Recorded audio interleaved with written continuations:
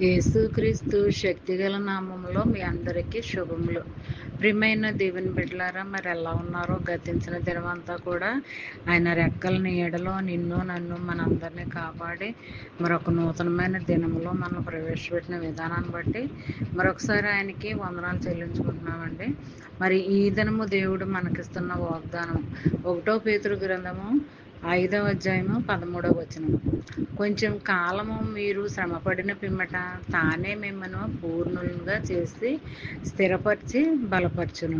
ప్రియమైన దేవుని బిడ్డలారా, మరి కొంతకాలం మనం ఎంతకాలం శ్రమ పడినప్పటికీ, ఈ భూమి మీద కష్టపడుతున్నప్పటికీ, మరి శ్రమలు, బాధలు, బలహీనతలు అన్నీ కూడా మన వెంట ఉన్నాయని మనం అనుకుంటే అవి మరి దేవుడు మన పక్షంగా నిలబడి స్థిరపరిచి మనల్ని బలపరుస్తాడు. మరి దేవుడే మనల్ని పూర్ణులుగా చేస్తాడనమాట.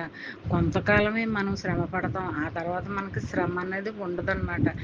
ఆయన సంరక్షణలో మనం ఉంటాం కాబట్టి, ఆయన నామంలో మనం ఉంటాం కాబట్టి, ఆయన పట్ల మనము భక్తితోనూ భయంతోనూ మరి జీవిస్తూ ఉంటాం కాబట్టి మనకి ఏ శ్రమలో రావు, ఏ బాధలో రావు, ఏ బలహీనతలో రావు, ఏ సమస్యలు కూడా మన దరిదాపులు కూడా రానివ్వకుండా యెహోవా దేవుడు మనల్ని కాపాడుతాడనమాట అండి. మరి నిత్యము మనల్ని నడిపిస్తాడనమాట.